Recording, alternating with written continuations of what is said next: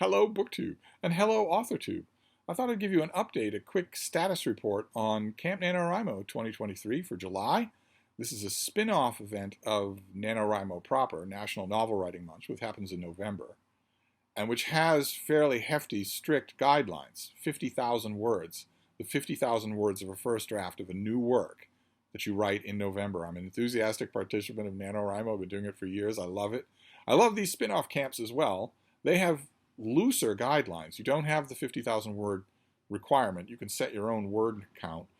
And they also don't have the same content requirements either. You can write older work, you can revise something, you can write fan fiction or nonfiction or epic poetry if you want. Whereas NaNoWriMo is 50,000 words of something brand new. I don't take advantage of those looser guidelines for Camp NaNoWriMo. I mainly just stick to the same guidelines of NaNoWriMo. I find that it's better for me as a writer to do 50,000 words of something new rather than revise anything. And I've been working on something. I still haven't updated my page on the NaNoWriMo website. I really should do that today. But I'm working on a story that is coinciding with a BookTube event called BookTube at War, where we're reading nonfiction and fiction revolving around the military. I thought I would do a historical novel about the Second Punic War. This is Rome versus Carthage. And those of you who may have done a little reading on the Second Punic War will know that it started off really poorly for Rome. Hannibal and a lot of other Carthaginian commanders managed to make mincemeat out of a lot of Romans early on, rack up some really signpost military victories, including a big victory and almost complete encirclement of Roman forces at Trebia. And those forces were commanded by Tiberius Sempronius Longus, a Roman commander who managed to hack his way out. He did not die with his troops. He and about 10,000 of his men, if Livy is correct, managed to escape from the battlefield. And there was no disgrace that we know of for Tiberius Sempronius Longus. He was a consul, so it was one of his duties as consul was to oversee the election of the next consul. He did that. He wasn't in prison. He wasn't in exile. He wasn't executed. He appeared to live a life after his defeat at the Trebia. He'd done signal work in other areas of the Second Punic War. Maybe that counted in his benefit. But I was thinking about it. I was thinking, okay, it's interesting that he lived past his signature defeat. That's actually true of almost all the Roman commanders who had signature defeats at the hands of Hannibal. But he lived past his signature defeat. But I thought, what happens if, he was caught by surprise and outgeneraled on two different fronts at the Trebia. That had to be known in Rome, right? Even in Livy's very pro-Roman account, that is very obvious. People had to know that. People had to talk. So I thought, well, Tiberius Sempronius Longus was from an old and proud family. Maybe he would want to set the record straight. Maybe he would want to write his memoirs, military memoirs. And so that was sort of the basic premise of my story. The story that I'm doing for Camp NaNoWriMo in July is called A True and Authentic Account of the Trebia, which is the book that Tiberius Sempronius Longus sits down to write in his mansion in Rome. He sits down to gather materials and decide how he's going to write a book that will vindicate him. He is assuming that his book will vindicate him. He has read similar books like that from many other people in the library. He's been a kind of a diffidently bookish person, not an egghead at all, but he's read enough, especially if the book is really popular, to know that that's what famous people do. They write a big, burnished, self-justifying book. He figures he'll gather some resources, maybe talk to a few people, and then write this book. And he is just at the beginning stages of writing that book when he has a heart attack, a severe heart attack. That I'm going to write that scene tonight. And he has a mystic vision while he's having a heart attack, but it really wakes him up to the idea of, I'm not going to live forever. I'm actually going to die. So maybe I shouldn't write a time-serving self-justification. Maybe instead I should try to figure out what actually happened and write a true and authentic account. So it's the double meaning of the chapter, of the title, is that he starts off thinking that's what he will do, that he will write a true and authentic account, knowing that that's not what he's going to do. knowing that he's going to write a self-justifying whitewash. And then he decides he will write a true and authentic account by actually doing history, which neither he nor anyone else on the hill where he lives knows anything about. They don't even know what it is. He starts to do what we would consider to be history, which is, yes, I was there, but my memories have to coincide with fact. And if my memories don't coincide with fact, my memories are the thing that are wrong. And that means I need to interview everybody, and not just Romans. I need to interview anybody that I can get here to come and talk to me. And I need to take into account what they say. Is what they say true, even though it contradicts what I remember? Which starts him down a rabbit hole of wondering what the truth is. So there's going to be a healthy, I hope I do it justice, intellectual thread that runs throughout a true and authentic account. And the thing that's going to kick it off first is his wounded pride, and then is that heart attack that causes him, he doesn't abandon his project, but he changes it. He changes what he's going to do. And that's what I'm going to write for Camp NaNoWriMo in July. And when you're setting out to do that, I don't know how many of you are doing Camp NaNoWriMo, but since there's no hard and fast word count, 50,000 words, you could start today, right? If you can scale your word count down as you please, then you could start at any time. In actual Camp NaNoWriMo, starting on the 5th of the month of November would be impossible. You would never, it's 1,667 words a day. You would never make that up unless you did nothing else, unless you didn't have a job or any kind of obligations at all. Otherwise, if you miss even a day, you're way behind. You wouldn't want to do that for NaNoWriMo proper. But for this, you can. You just make it a shorter work. Or keep working on it when July is over. You don't have to file. You don't have to win Camp NaNoWriMo. So you could join in. I wonder how many of you are doing it. I'm going to shoot for around 50,000 words, maybe a little shorter than that.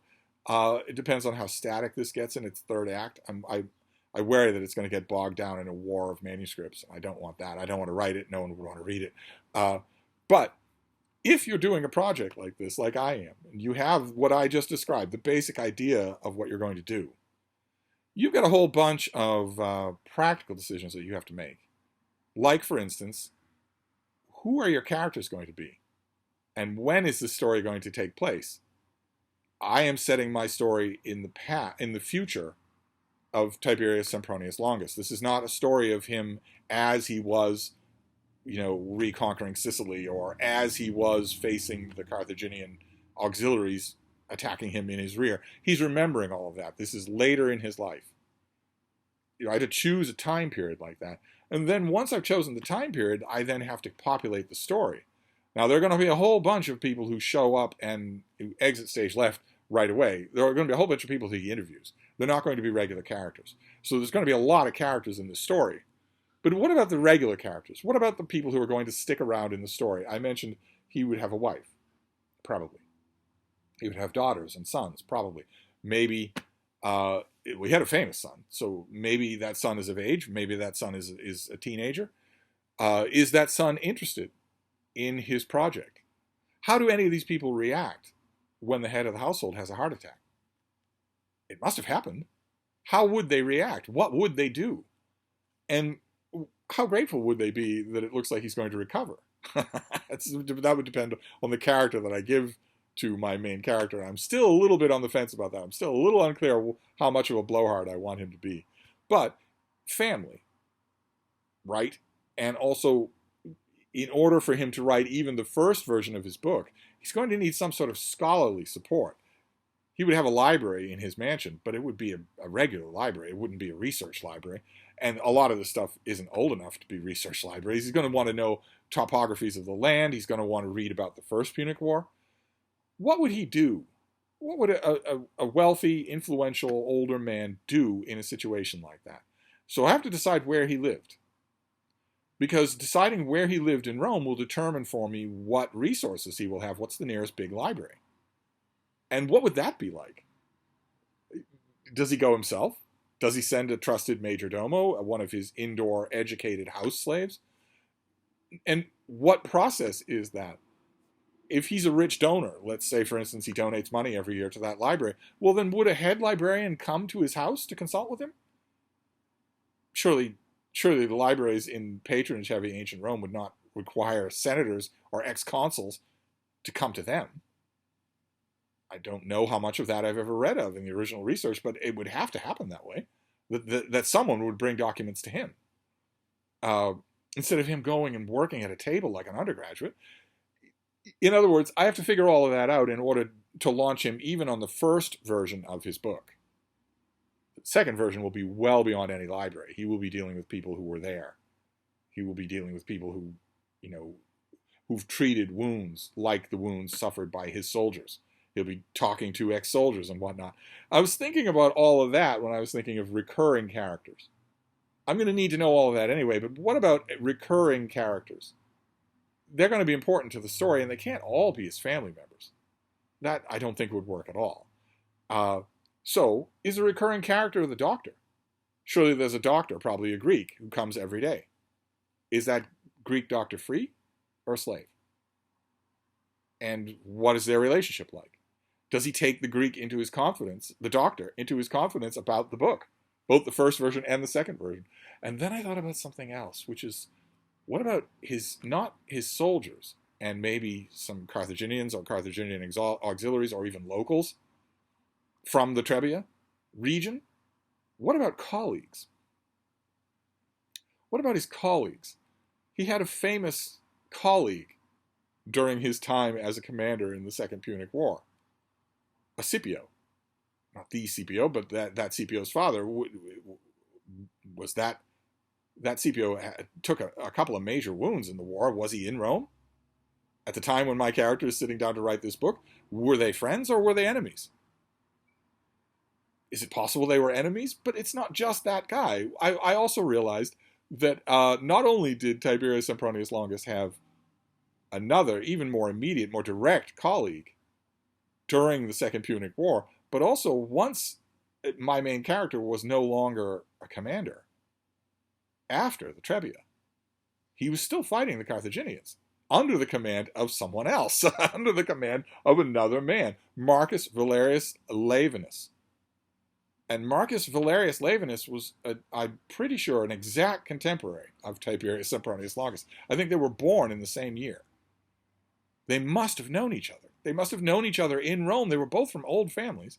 They must have known each other in Rome for decades before they went to war together. Was Laevinus an adjutant or a subordinate of Sempronius at first? And then Sempronius became a subordinate of his and kicked a lot of Carthaginian ass? What was that relationship like? And as far as I can tell, Marcus Valerius Laevinus also lived, retired, worked hard in Rome. He had plenty of adventures after the Second Punic War. He was probably in Rome at the time. What if they were neighbors? It seems to me that it would be very valuable for my story. You can see what early stages I'm in, that I'm still hashing all of this stuff out. I want to stress, you do need to hash this stuff out, but you can still get to work writing. You can still do that. I have thousands of words written on this thing already. There's plenty you can write without knowing every detail. That's the main point of this little AuthorTube update here. I'd like to tell you about my ongoing project, but give you a few pointers or points to underscore at the same time. And one of those is, you don't need to have every last jot and tittle bolted down on some whiteboard before you start writing. There's plenty you can do to start writing. Plenty. Even in the rough outline of my story that I'm working on, I don't need to know what Sempronius' actual family members are like or what their names are in order to start writing, in order to walk him into his study in chapter 1 and sit him down at his table to write. I need to introduce him to the reader anyway. I don't need to know anything else. I just need to know about him. Same thing if you want to work out of chronological sequence, as some of you do. Some of you write that way. I need a scene where he has a heart attack. That's not going to involve anyone else. That's going to happen in his study when he's alone. And it has to be good. That scene has to be good. So I don't need to do any research for that. I can just write that. And so can you. No matter what you're working on for Camp NaNoWriMo or at any other time, Saying I don't know enough to write another word today is a cop-out. It is wrong. That is, you are incorrect. You have plenty of writing that you could be doing. Plenty. So that's your nagging imprecation during this little writing update. That's what I need to work on tonight. I mainly need to figure out Marcus Lavinius. I need to figure out Marcus Lavinus. Where was he? Is it likely? Is it possible that he's in Rome when my character is writing a book about the Second Punic War? Did Marcus Valerius Lavinus have negative opinions of how my guy handled himself at the Trebia? Do they have to hash out that battle? Do they maybe have a long-standing friendship that was ruined by the war and needs to be repaired? That might be good as an ongoing subplot to the quest for truth. We shall see. I will figure it all out. I have a lot more thinking to do and a lot more writing to do. I haven't yet written anything today on this book. I've been doing paying the bills writing. How boring is that? I need to shift to fun writing as well. For me, fun writing is two different kinds. It's writing unpaid book reviews for Open Letters Review, the online literary site that is the descendant of Open Letters Monthly, an online literary journal that I helped to found. Open Letters Review is reviews of new releases, and I love it. And it's not paid, but the industry tends to notice those reviews, and I have a blast writing them. I don't write as many as I should. I always let other things get in the way. That's fun thing number one. But fun thing number two is Camp NaNoWriMo, because this is shaping up to be a project with real meat on its bones, something I'm going to enjoy bringing to a conclusion. So anyway, that's your writing update. I am fleshing out my character's cast of characters and wondering whether or not that cast of characters should include, it should obviously include someone who's not a family member. Someone who's not in this guy's power. The doctor and the family are in his power. There should obviously be a friend, or even a frenemy. And maybe Marcus Valerius Lavinus is that person. He seems perfectly situated for it. I know he was alive. Maybe I could stretch the blanket and have him be in Rome, even if there's evidence that he wasn't at the time. I haven't even set down the exact time when this will be happening. I think I can probably involve him. It just means if I'm going to do that, and I'm leaning towards it, then Tiberius Sempronius Longus is not the only person I need to research. There's probably not more than one loose leaf paper worth of reliable information that we have about this guy, and probably not much more than that about Marcus Valerius Lavinus. We don't know much about him either. So I'll be adding him, I think, to my cast and figuring out who he is. What is their relationship? I think building a fractured friendship might make for a really good secondary thread in the narrative. But I'm still in early stages. See, in actual NaNoWriMo, I would have to have all of this done down to a fairly well before now, because I couldn't be making this stuff up and still get 1,667 words done a day. But the nice thing about Camp NaNoWriMo is that you can. So feel free to join in. It's not too late to do Camp NaNoWriMo, definitely. But anyway, I'm going to wrap this up for now. That's an update just to let you know you do not need to have all your ducks in a row to write for today. You don't need to do that. I am going to get in 2,000 words today without probably having the answer to more than a handful of these questions. Can easily be done. I think I'm going to write the heart attack scene today, for which I don't need anybody. I already know exactly what that's going to be like. Anyway, I'll give you another update. If these are of any interest, I'll give you another update. I don't know the current state of AuthorTube. I'm going to have to research that still. But there's an update on my Camp NaNoWriMo. If you're doing Camp NaNoWriMo, I'd love an update from you. Anyway, and if you're not doing it, I'd love you to do it. But I'm going to wrap this up. I'll give you another update when I have one. Thank you, BookTube and AuthorTube.